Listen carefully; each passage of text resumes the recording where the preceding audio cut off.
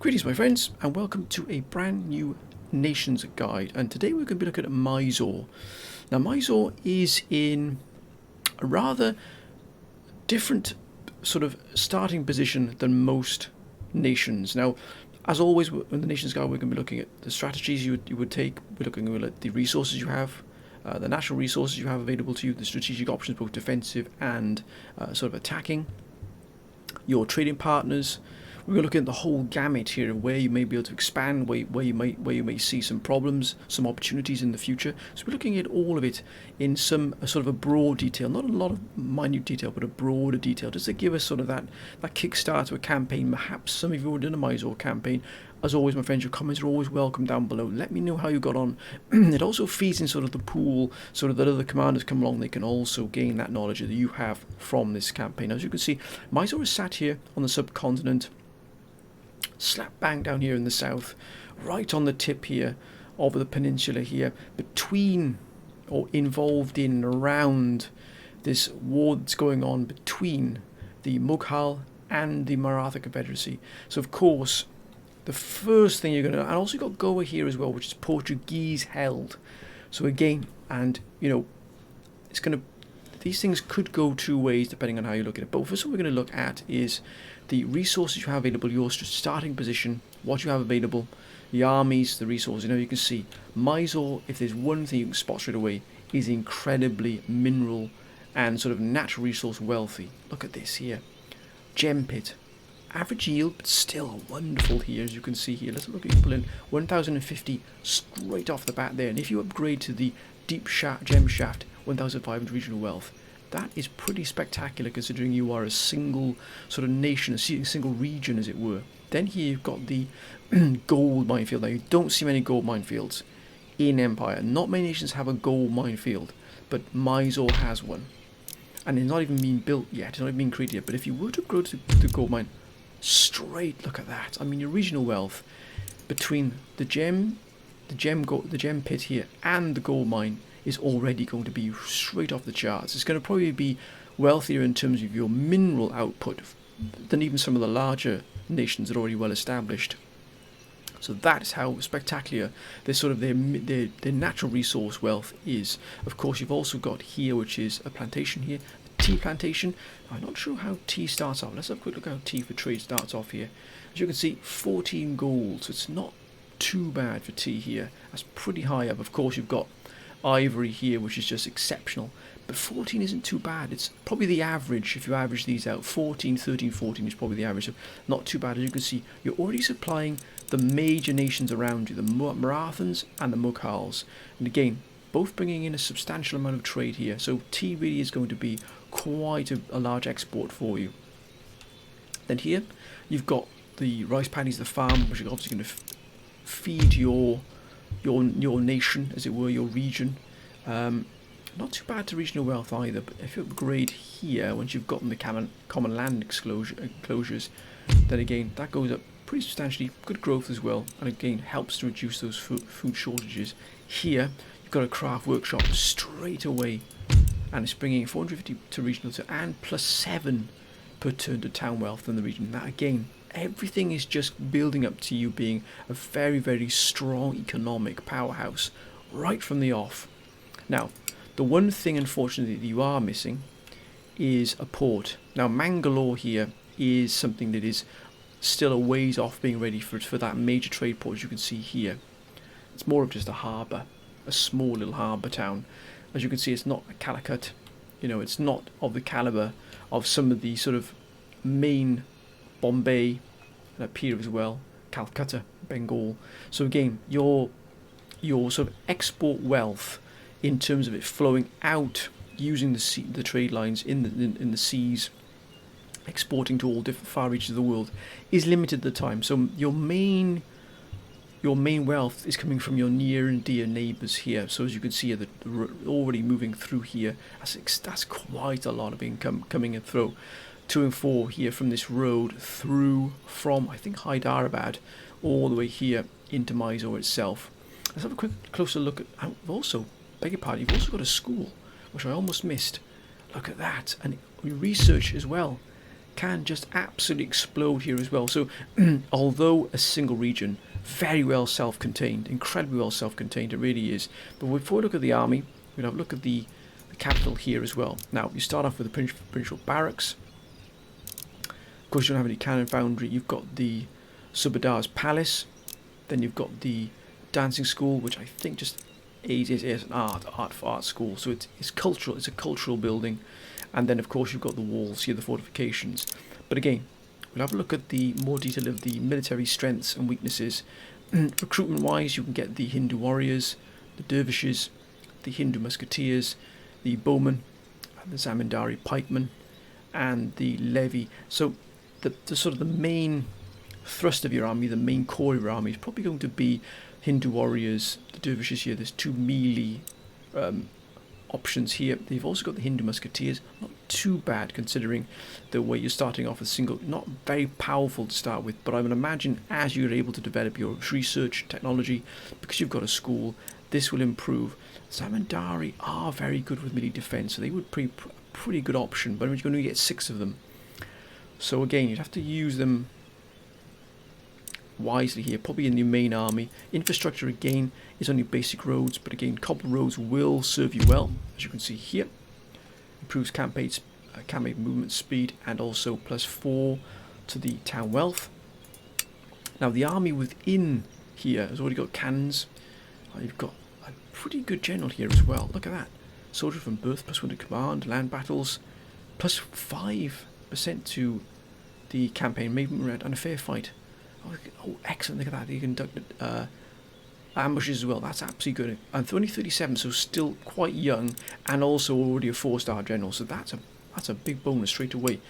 You've got dervishes, and you've got zamindari pikemen, and you've also got a scholar, which you can put immediately into the school. That'll just help boost and improve the speed of research. And of course, then you've got the thuggy, who you can send out as you see fit, probably to your neighbours, but ideally you could probably just have a quick glance around and see what's going on in terms of the Maratha Confederacy and the Mughal Empire, and also then perhaps send them up further into Persia, and then maybe as you start approaching into the west, the Middle East, into the west, or maybe even into Russia proper, and that way then you can probably see what's going on in terms of the wider world, maybe, gathering that intel as time goes on and as you expand, seeing how the rest of the world is progressing or how it isn't progressing.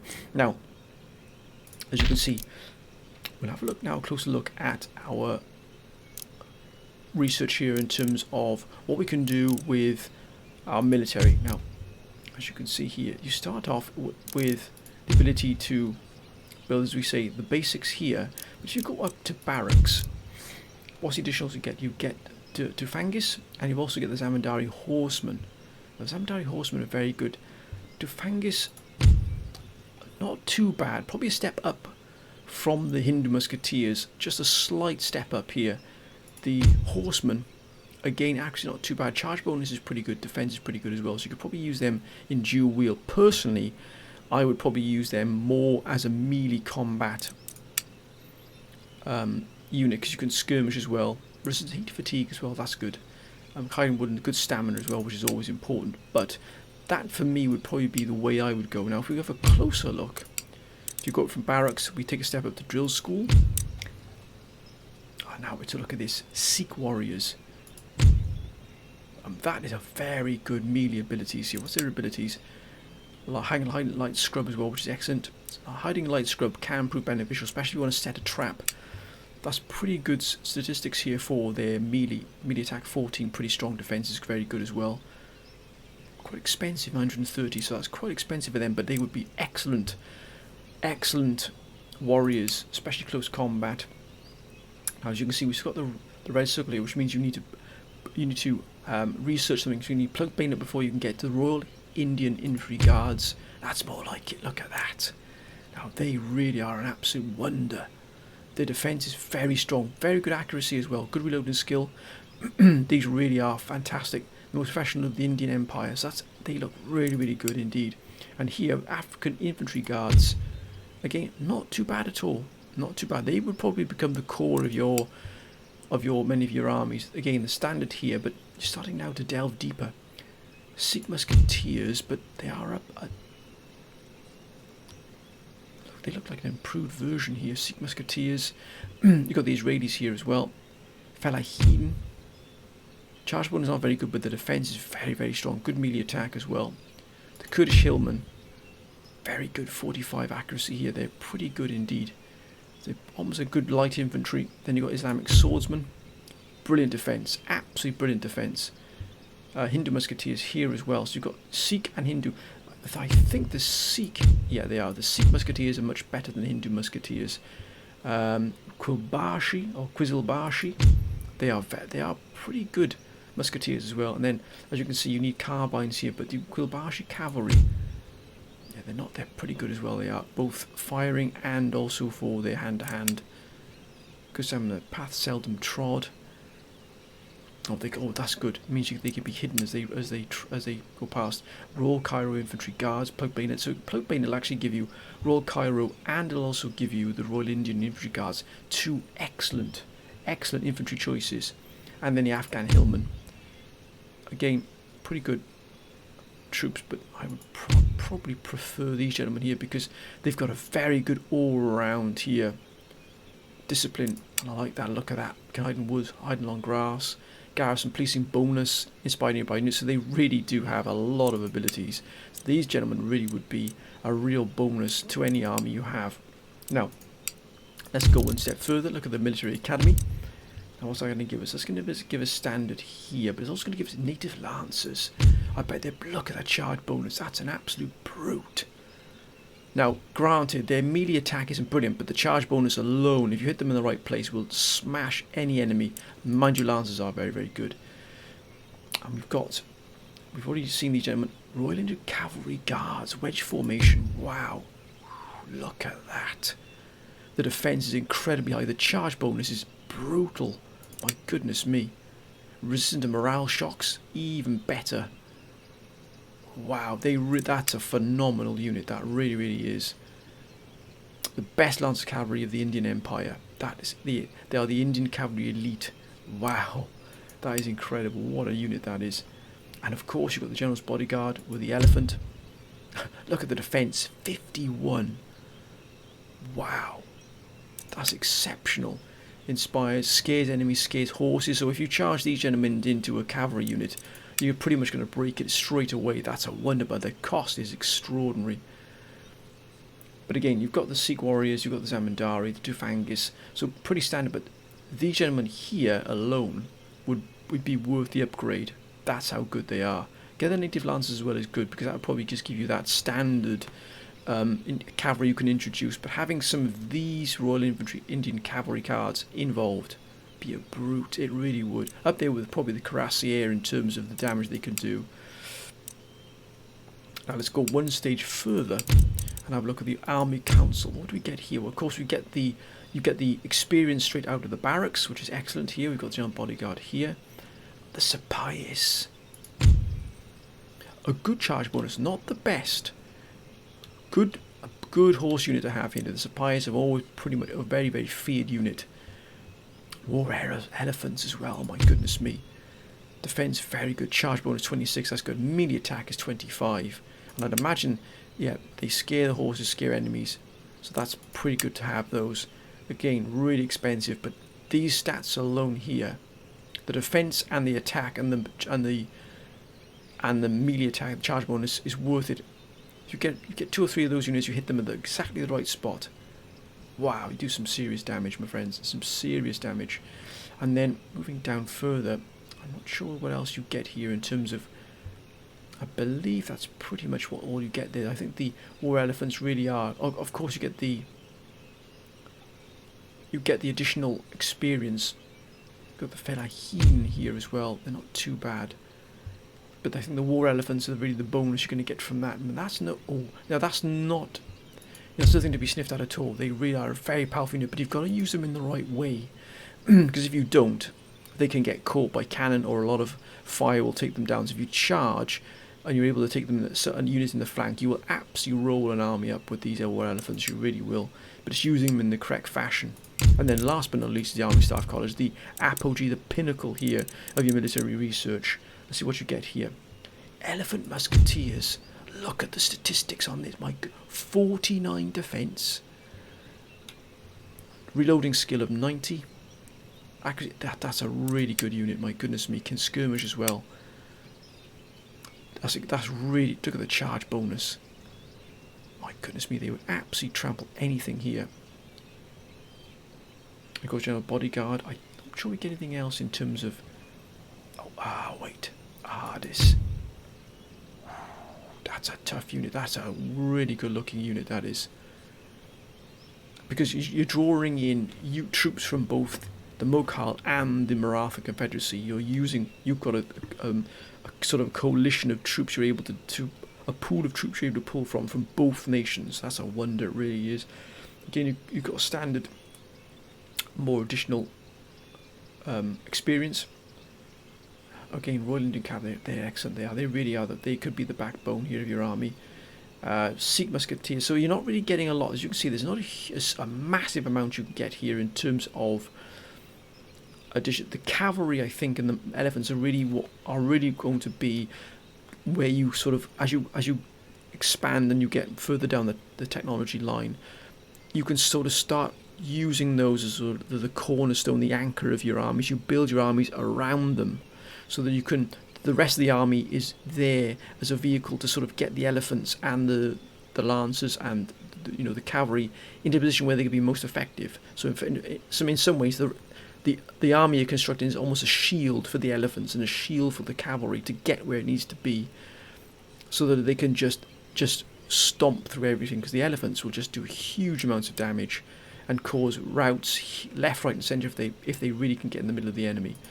I'm not sure if we can get anything else additional here from the research. Have a look, because sometimes these will give you additional units. No, because of course we've got the Crizzle Bash here. Now Wedge will give you the Royal Indian Cavalry. That's where I would be heading for. Carbines and this. I know you can get these for plug bayonets, so I'd probably get plug bayonets first, but then I'd be going down this tree here. Carbines first to give you Crizzle Bashi, and then without a shadow of a doubt, down here to get wedge formation for the Royal Indian Cavalry Guards. I'm not sure if we can get any other units here. I'm not sure. Doesn't look like, does it? No.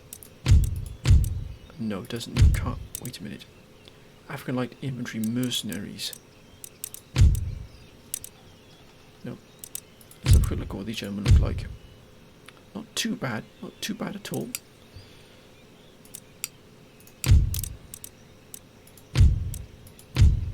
Don't think, no, there's no other units you can get, so that's pretty much your standard units here. You're not getting any sort of really top tier elite infantry. Where you do get it, I think you're only going to get a very, very limited amount of them. So that's going to give you more scope to build a large army with lots of standard troops, and then packing those out with some elite troops you can get, and using them to the best advantage you possibly can. That's the way I think you're going to use with the Mysoreans. Of course, you get 12 pounders here. I think the standard here. Ooh, mortars. That's an absolute menace. Look at that. What's that one? Oh, look at the range 500. Not too bad at all there. Large mortar. Firepower is 70. Pretty good indeed. I do like that. Then we've got carcass shot, quicklime shells, howitzers. So what we can get down here, we can of course get 12 pounders, cannons. Can we get a 64 pounder, I wonder? The standard guns here, 18 pounder, 18 foot power. That's a nice one there, that is. 24 pounders, rockets, and what about here? You can get 64 pounders, the great gun. Wow. Well, I mean, you really can construct a wonderful army based on what you can get from these, but you need to get to the top tier. But not really. Wedge formation will give you a very, very good cavalry regiment as well. Now, what can we get? Can you get? I'm not sure if we can get naval hospital. What will that give you? You only get first rate admirals. You can't actually get you can get first-rate ship of the line, I beg your pardon. So actually your ship complement here is very, very good indeed. You can get ship of the line. I'm surprised some of the nations won't actually have those for some reason. You get second rate as well. That's really, really good. Very good once you get to that stage here, but your port here is limited to say the least. And saying that, isn't it growing? No villages are growing, see? Because you've got growth of -2. What you need to do to get Bangalore here growing is to actually get your growth here up and running, and also the growth per turn is only 0.02%, which in other words is basically no growth at all. So you need to get growth going as quickly as you possibly can, and that's by investing in these here to get that growth up and running, and also probably lowering taxes might help as well. The policy, yeah, the taxes here, but lowering this might help not only have the trickle down effect, but again it'll probably help with growth as well. Now, one thing we definitely want to check is the ministers. How is the cabinet? Now you're an absolute monarchy, which means you can hire and fire at will. Now that does have bonuses, sort of a bonus effect, particularly at the start of a campaign, where you can move your ministers around at will instead of having to wait for elections. But look at that, look at the head here. He is absolutely fantastic. +1 to prestige, +12 to diplomatic relations. That's going to help a lot. +3 to town wealth and home theatre. Excellent here. Very good Lord Treasurer as well. A very good Lord Chief of Justice. But it's not good. Army's not good at all. So you'd probably look to replace this gentleman here. But the Navy, excellent. Honest and a tactician. So actually it might be best to swap them around. He's 21 as well, he's 48. He's got tactician, so it might be beneficial to move him into the army. That would give you a bonus straight away. But your candidates here, industrial revolutionary, so he'd be good at treasury, but we've already got a wonderful treasurer here. He's already got that trait anyway, and he's also younger. Now, tactician, jughead, harsh reputation. He would be pretty good, probably in justice more than anything. Status quo, not brilliant. And last but not least, pick there. This gentleman would be perfect. +1 for Navy administration and industrial as well, so he'd be brilliant. But definitely for this Patreon trait he has, he'd be perfect for the Navy. But probably you could probably move him into stallholder, pious, tactician. This gentleman would probably be perfect for the army because of tactician. He's 48. Yeah, so this would be the perfect here. Bodhistava Goyal.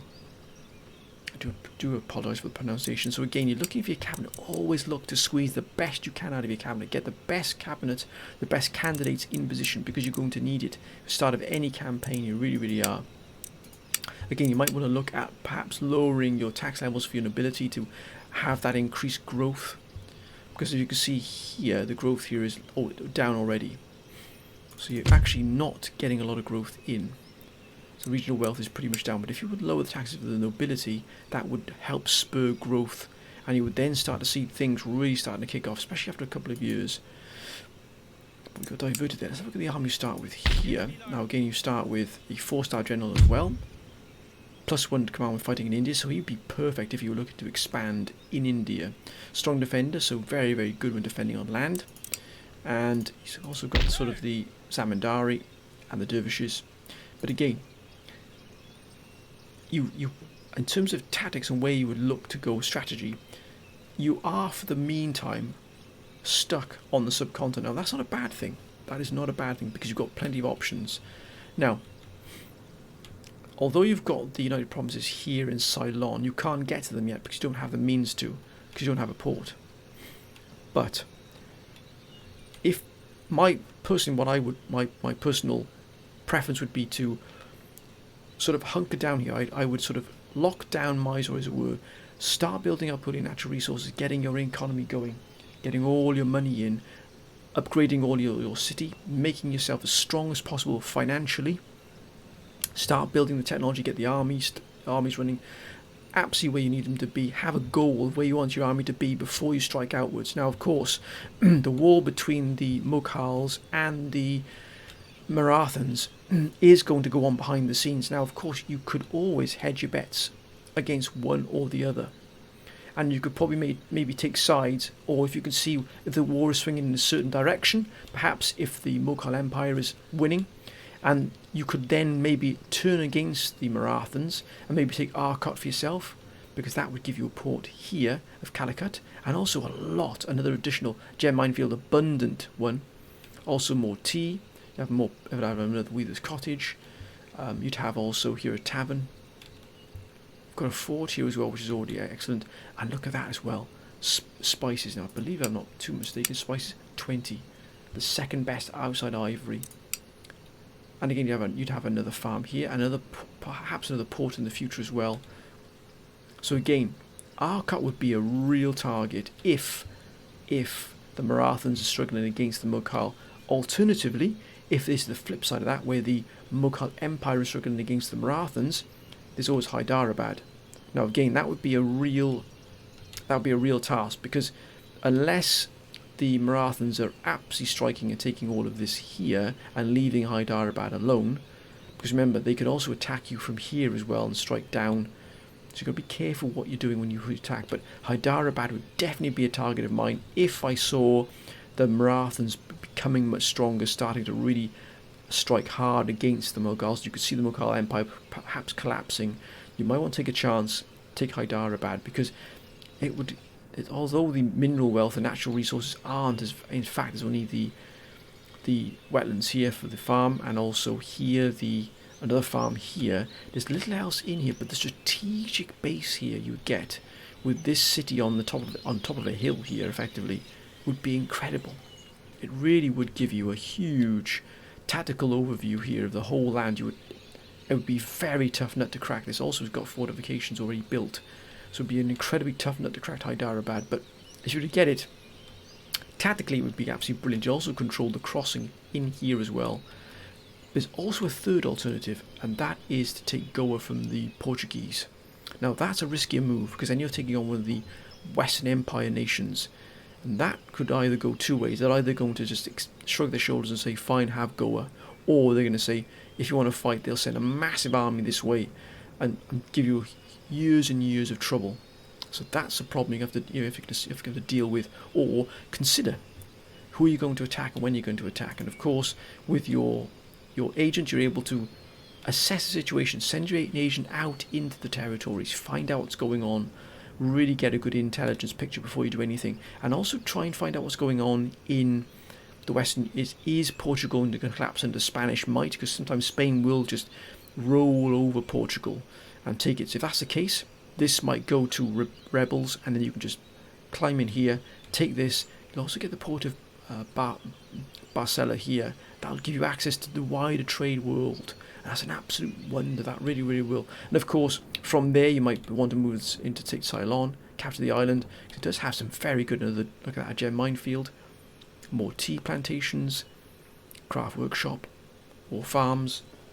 So again, you've got a huge amount of options here available to you. And of course, then you'll be looking into moving to Afghanistan, Persia, and the wider world. That's an absolute wonder, into the Ottoman Empire, or even you might want to strike out and sail for the west and move out using the Madagascar here and moving into the European theatre. But again, to start with, it's going to be here in and around the subcontinent where you're going to want to strike.